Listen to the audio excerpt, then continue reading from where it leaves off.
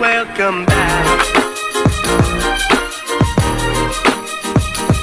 Welcome back. Welcome, welcome, welcome, welcome back. Welcome back.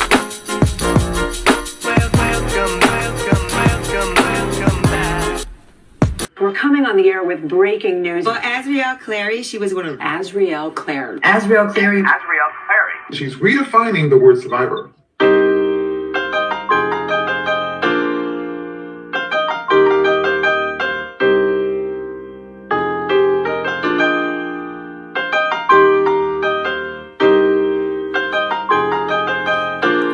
Hey, y'all.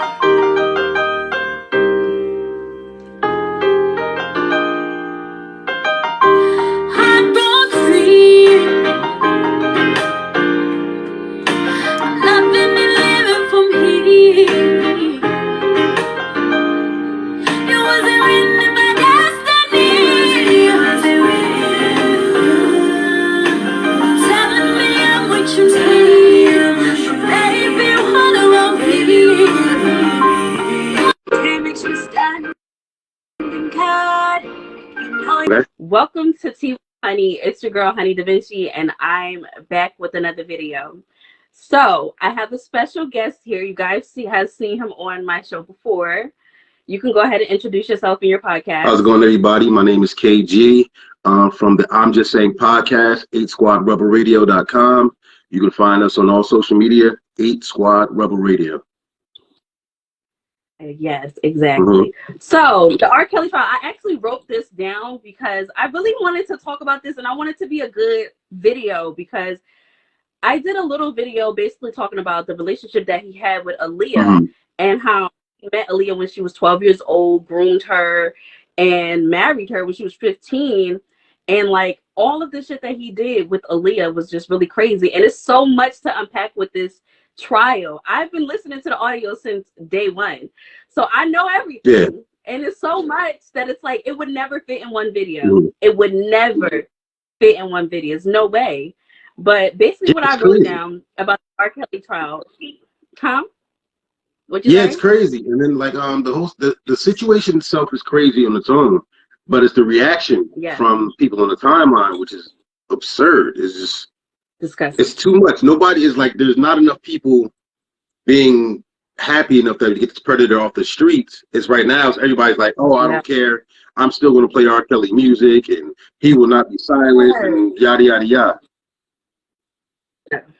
Yes. And what is that? What do you think that is? Because that shit is so cringy to me. Because it's like, I don't hear people playing R. Kelly.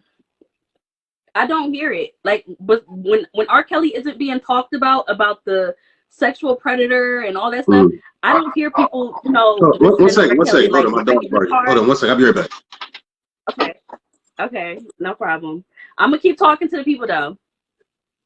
I don't hear people in the car talking about some AO, put on that R. Kelly.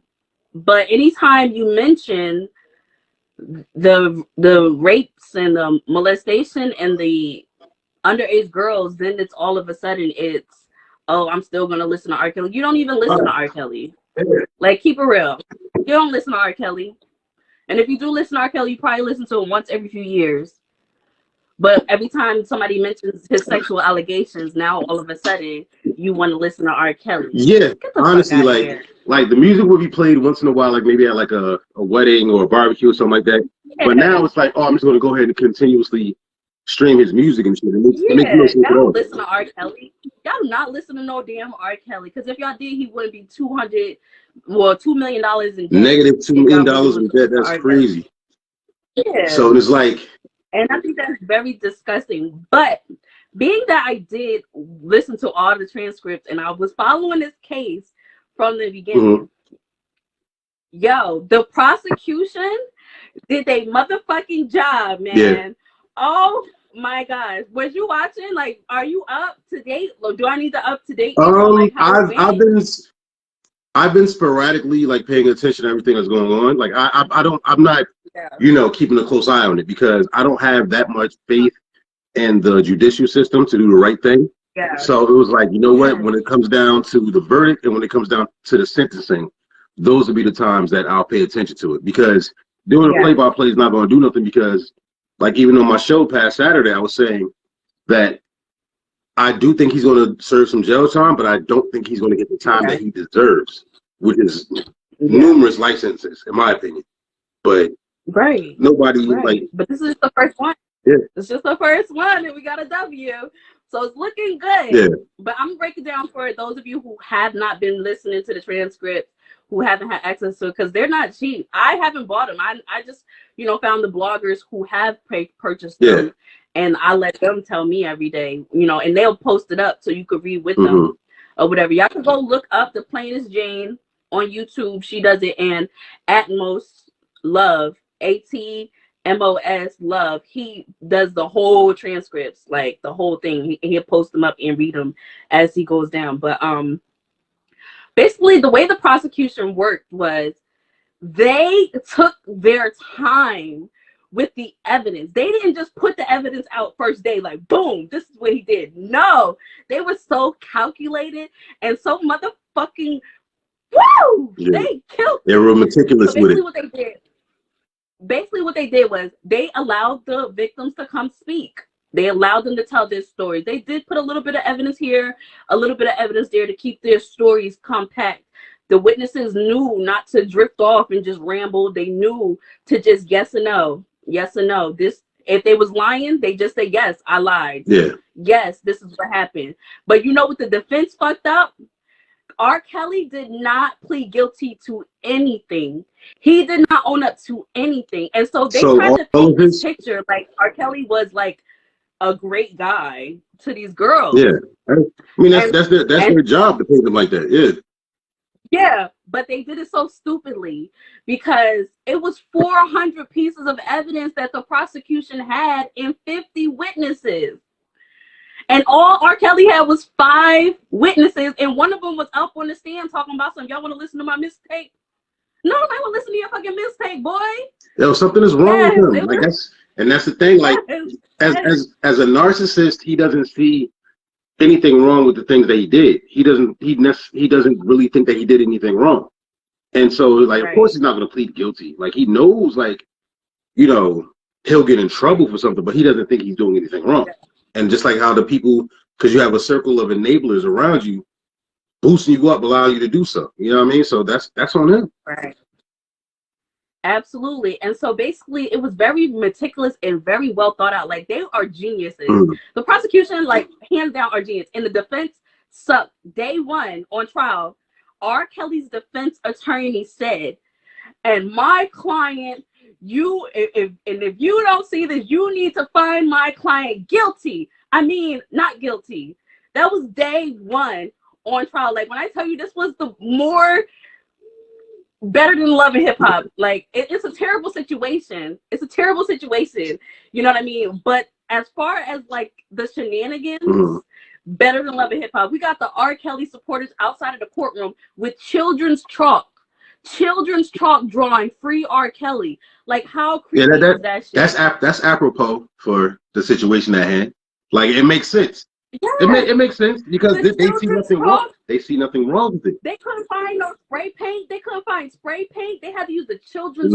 It's this little Mexican lady outside with a tattoo that is Robert Sylvester on her chest. An old Spanish lady with Robert Sylvester tattooed on her chest, talking about I got this in 2019 for injustice. Like, girl, he don't want your old ass. So, you was not his type. It's something weird in the case of idol worship and people flocking towards criminals. It makes no sense. Like, it's weird. Like, I never understood it because there were trials. Well, even back when everything initially happened, they were out and in droves, busloads of women, like women, of course, like probably in their 50s now, like they're older women, and they were out there supporting them. And I'm like, yo, like, and the first thing that comes out of anybody's mouth is, oh, the parents knew we were the parents that they're like, not saying that he didn't do anything. It's, oh, the parents need to get locked up too. So you guys are acknowledging that this man is a fucking predator and a monster,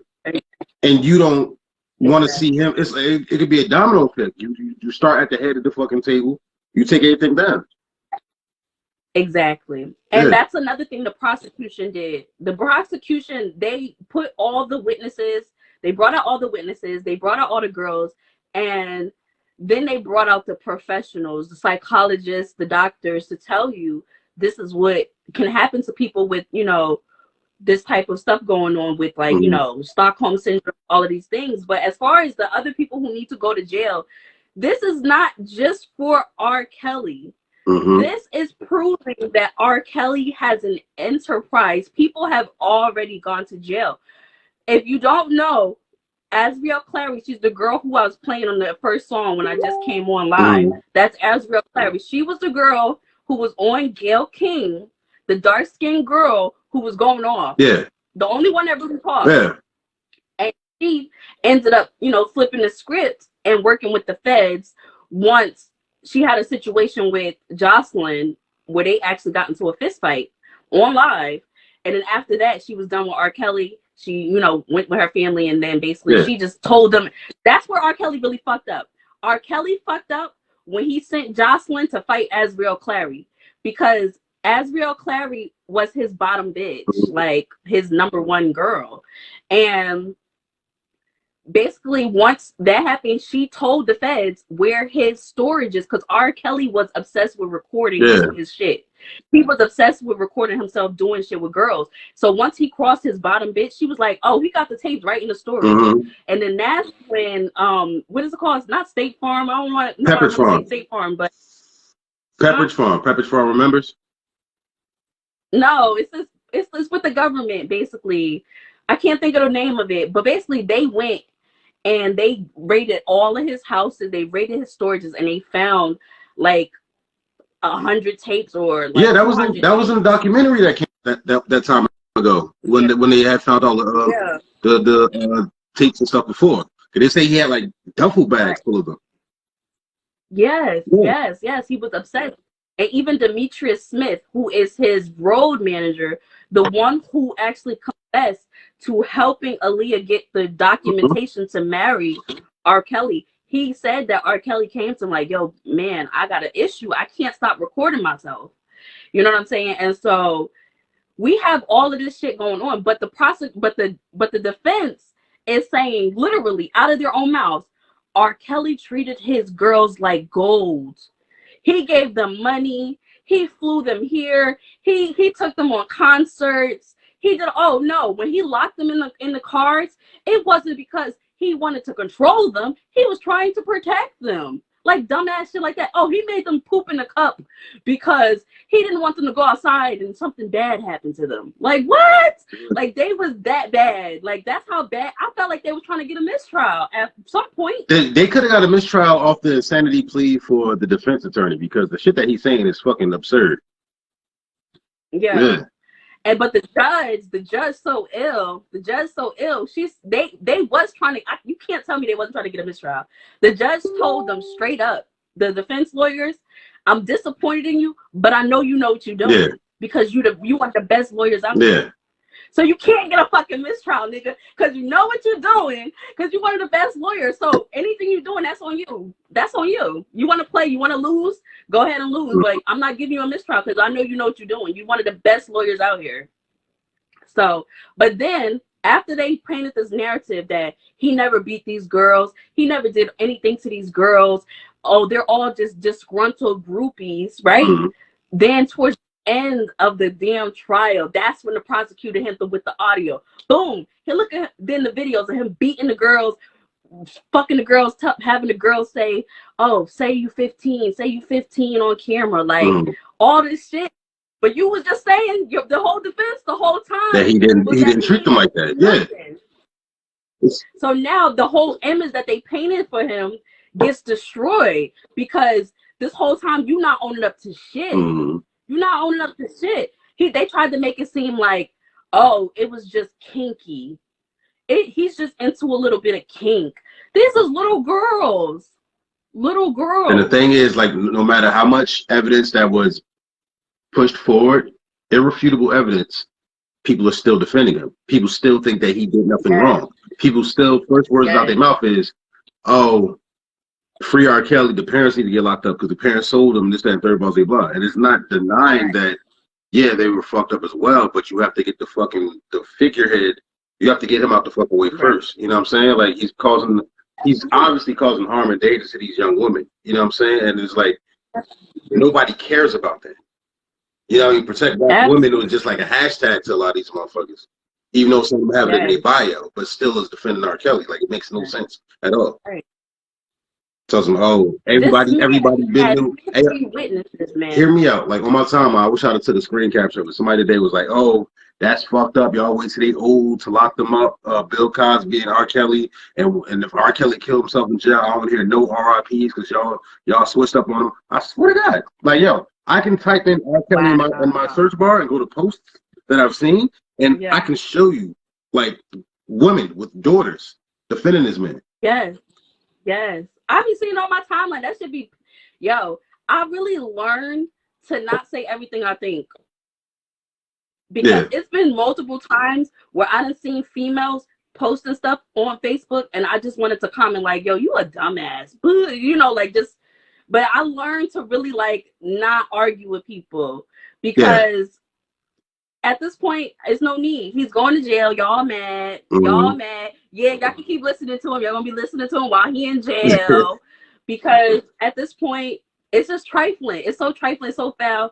And if you listen to the DM transcript, which they say the best way to keep information from people is hide in a book. Is to put it in the book. Yeah. And that's what really saved the corona. Really saved R. Kelly. Because if this trial, as juicy as this trial was, if it was on camera, it was really that crazy. Like, it was really that crazy. Yeah. Like, he literally was going after boys. The boys got on there. The boys talked about how I heard about that. Basically promised them careers.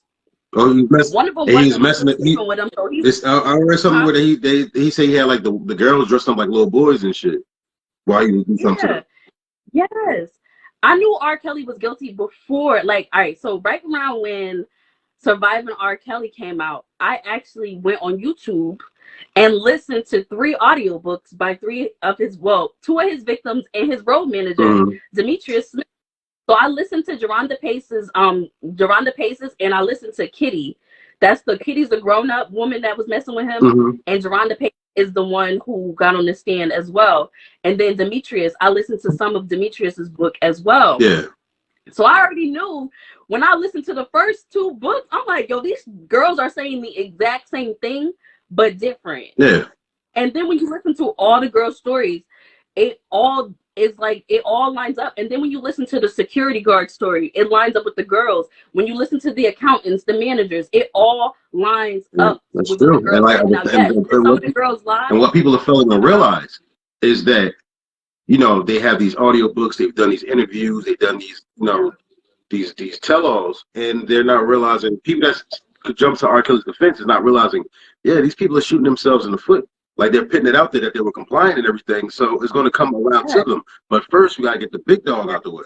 It's going to be a fucking, a sweep. Oh, yeah. People have been going to jail. People don't even know that a lot of people have already gone to jail. R. Kelly had people harassing his witnesses for the trial, like, that just ended. Like, for example, Azriel Clary, I keep mentioning her because she's one of the biggest witnesses for this trial. Yeah. R. Kelly literally had one of his entourage blow her car up. Wait, I hear about literally. That. I'm gonna put the 911 call in the pictures when I edit this video. This is Rodgers. Rodgers, this is Deanna with a transfer. I have a confirmed address of. I need a fire truck. Okay. Somebody. Hello, caller. And threw my car, put this car on fire and ran behind my house. Hello, caller. But they got it. Hello, ma'am. Okay, tell me exactly what's going on. Somebody put my car on fire. We heard a big boom. And when my son looked out his window, somebody pushed. And somebody was running, but they threw something on the car and put it on fire. The car is getting ready to blow up. Okay. I can't get one of my other cars out the way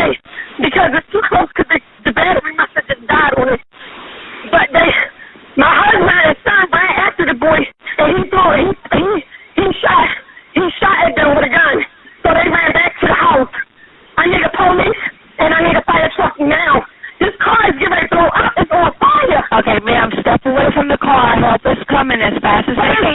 I understand. Help is coming as fast as they can. I need to get out the house. Okay. She literally had somebody in his entourage blow her car up. You can hear her mom on the phone with 911, like, oh my gosh, the car. Somebody just came on, poured gasoline on the car and blew it up. It's going to get to the house. And shot at them. And then they caught him. These are the things people aren't talking about. They caught the guy. He confessed to doing it. You know how they caught him? Because his stupid ass was on Google searching states that don't have expedition and how to enhance flammables and things like that. Like, first of all, there's no state that doesn't have the expedition law. It's a country that don't have expedition law. Like, okay, I'm about to say I thought that's what he was looking for. I'm about to say, because he ain't the smartest motherfucker in the world. That's what he's searching for. I'm telling you. Yeah, and then that's not the only one. Then this fat, nasty looking mother freaker, I can't think of his name, but I got it all on my laptop. Mm-hmm. He literally offered, what was her name? Faith Johnson. Mm-hmm. Remember when Surviving Lies came out? I don't know if you remember. It was a Facebook page. Around the time I didn't. You know what? I didn't look into like people like trying to refute everything. So I just I seen what I saw, and mind you, this isn't the first documentary of his, involving the situation with him. So I'm noticing there's a common thread. So I'm not trying to go down a rabbit hole of people trying to refute anything that this woman was saying. Yeah. Well, so there was this Facebook page around the time, like literally right after Surviving RKelly came out, right? But it was a little bit before, it was like when the commercials came out, basically, that was coming out, basically. That's when it was. So there was this page called Surviving Lies, and they had posted all types of disparaging stuff about the girls, and then exposed Faith Johnson, which is one of his victims' nudes, all over the internet.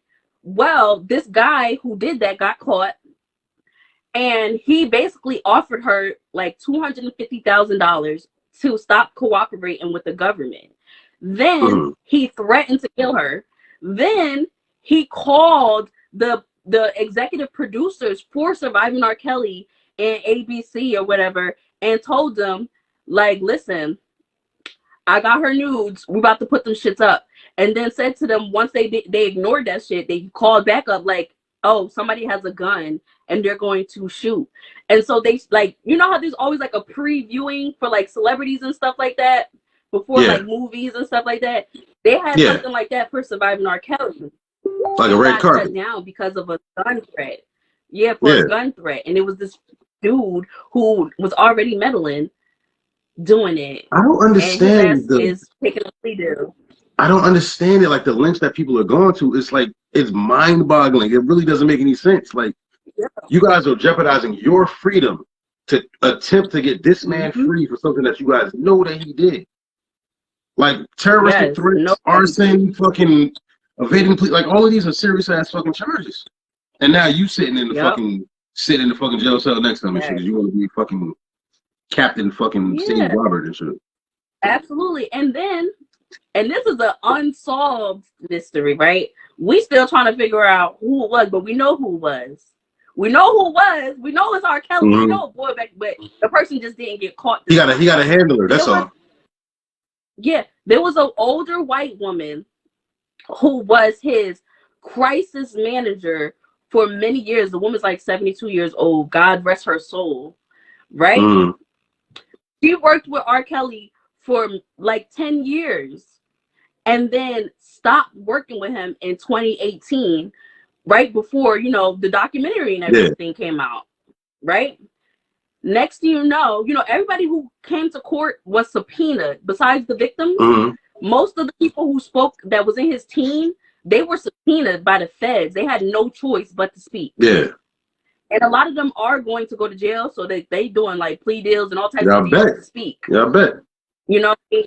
And so this older woman Soon as she gets subpoenaed, her old ass comes walking out the house and gets hit by a fucking black SUV with Illinois tags, Illinois, Chicago. Where R. Kelly's from? It's gonna be like before this shit is all said and done, he's gonna go down for a lot more shit. Or like he's gonna be doing his time, and they're gonna get him on a lot more shit and stack it on it. Because there's a new charge every day. Because the only thing they got him for right now is racketeering and sex trafficking. Yeah. And there's way more to it. So I think what they're gonna do is they're gonna serve him up on this just in case to avoid anything else, and then he'll have to go to trial for other charges. They're doing it piece by piece, so that way.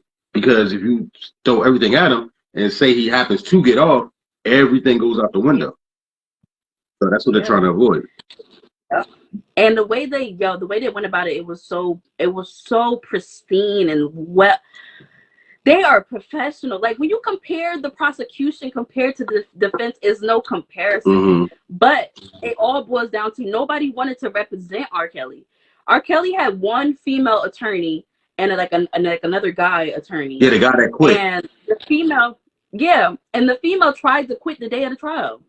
She tried to quit the day of the trial. The first day she tried to quit. And then I don't know if they had some like deliberations and got her to come back. But she tried to make up an excuse to get out of it. And they was like, you gotta come. We gotta get this over and done with. Okay, so I'm sorry, but I have to cut this short. Because I just got a text message, but if I get back, I'll jump back in if I can get back into a certain amount of time. Right, thank you for having me on. No problem. No problem. All right, take care. All right, take care. But yeah, y'all. So tell me what y'all think about the whole situation with R. Kelly. I think that the prosecution did a great job of presenting the case. Because even the witnesses who did have stories that may not have been very cohesive, they had evidence that you could not refute. Like, for example, Jerhonda Pace literally was one of those witnesses where it was like, all right, your story isn't adding up. But one thing Jerhonda Pace had was DNA forensics. So basically with Jerhonda Pace, she was one of his victims who he met at his other trial in 2008 or 1998, my bad. And so he basically met Jerhonda there. She was a supporter. She didn't believe that he was guilty. And then later had one of his handlers bring her to one of his house parties because he remembered her. And he goes for the weak, the dumb. And obviously if she was at his hearing for his other trial, then that's a character flaw. And so sure enough, he starts abusing her. He gives, not only does he abuse her, he gives her freaking herpes and takes her virginity and gives her herpes. Like these are the type of things that R. Kelly is out here doing to these girls, but people are defending him. Y'all defending a man who is out here taking young girls' virginities, be it black, white, brown, yellow, whatever. You know what I mean? It's messed up that he did it to his own kind, but it wouldn't matter who he did it to, whether it was white, black, male, woman, whatever. Giving them herpes and expecting them to just live ordinary lives. Who does that? Who does that? R. Kelly has a history in Chicago of going to the schools. You know those old heads that go to high schools and prey on young girls? Well, imagine a rich motherfucker like that. That's R. Kelly. And it's the fact of the matter. Y'all can like to act like it ain't happened, but guess what? The man is going to jail. And I'm so happy that justice is being served. I don't know how long he's going to be convicted. You know, I don't know how long he's going to be sentenced. But I really hope, and based off of the judge, she's a no games type of judge. She wasn't playing no games in the courtroom. Like she was straight putting lawyers, attorneys, she was putting them all right in their place.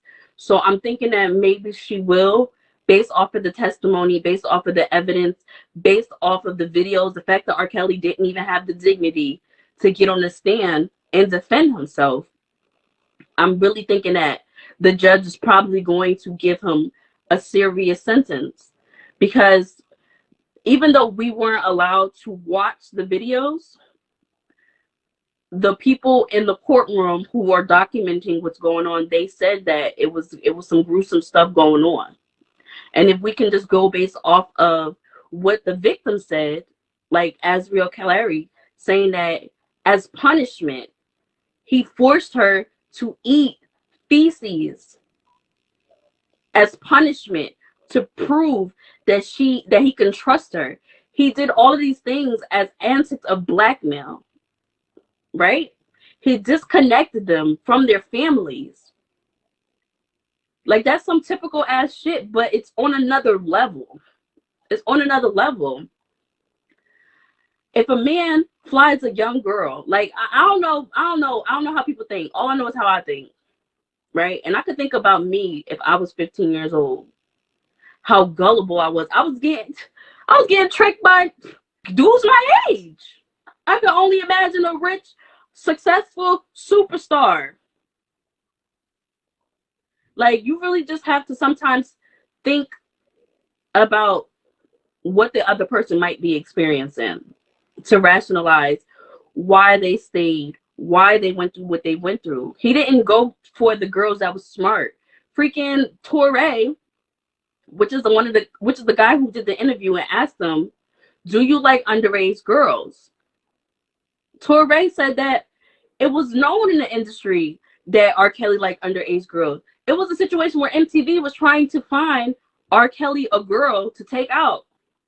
And Torre said, and this is a big figure in the industry. He was like one of the biggest interviewers in the world. He worked for BET. He said R. Kelly went down the line from like supermodel, all the way down the line to the, fugly, a little awkward, a little bit off, the youngest girl there, and chose her. You get what I'm saying? We got Dame Dash saying that R. Kelly raped Aaliyah. Yeah, if me and you cool, and you know that I got a girl that your man raped. It's crazy, right? Yeah. And I tell you, when you gonna still work with him, what you gonna feel? Nah, so what you think I felt? Exactly. So I'm human, bro. But right. I had to look the other way. Right. All these years. We have this information. The shit is out here. It's not a lie. And for those of you who's like, oh yeah, I'm still gonna listen. Nobody gives a shit. Nobody's talking about his music. I don't remember the last time I heard anybody talking about his music. Honestly, the only time I even hear anyone talking about R. Kelly's music is when it's a person who wants to continue listening to it. Like, nobody cares that you want to listen to his music. All that is showing your character, your flaws, and go right on ahead. Nobody cares. See, when you do clownery, the clown comes back to bite. Nobody cares. Nobody cares. Go ahead and do you, boo-boo.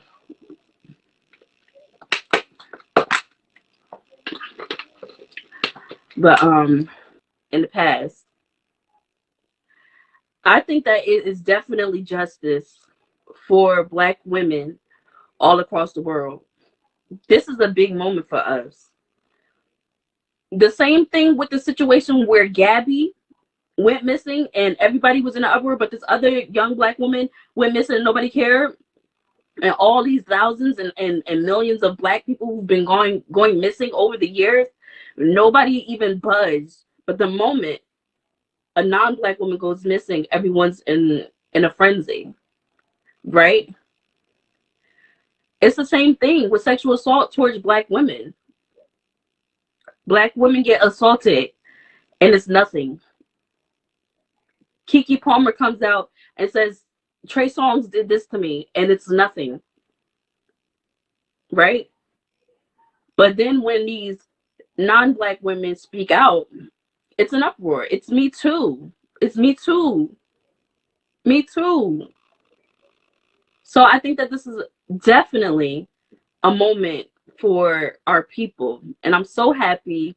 I'm so overjoyed. Like, honestly, if R. Kelly would not have been convicted, I would have probably cried.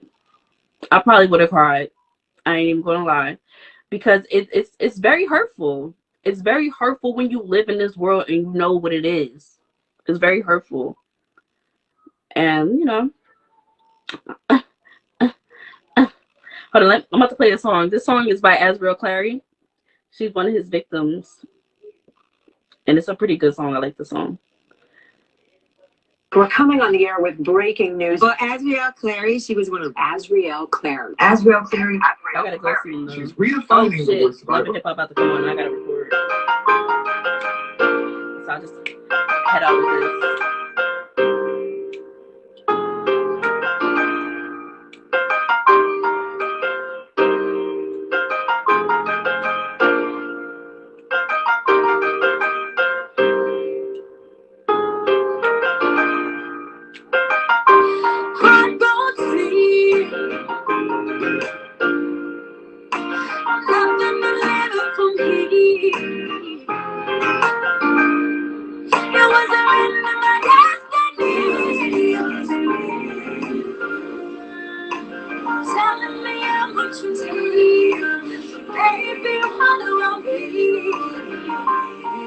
Can't you see what damage you're standing guard? You know you left upon a good. I loved you way more than I should, and I don't treat you like I could. Cause too much don't make me die. I had to get you out my sight. How you one night turned into my life. I broke free. Nothing to live for me. It wasn't written in my destiny. It wasn't written. Tell me I'm what you say. Baby, what do I be? I'm gonna just pause it right there. Nobody's making things up about R. Kelly. Anybody who knows me knows that I am so big on protecting black men. But what we're not going to do is protect predators. And that's female or men. If I could keep the same energy towards Nicki Minaj as I do with R. Kelly, so can you. And if you can't, then that just means that you're lame as fuck. And that's all I got to say about that. But I'm going to get off this because I got to watch Love and Hip Hop and do me a video on that. Love you guys. Don't forget to like, subscribe, hit that notification bell. And I'll catch you guys in the next video.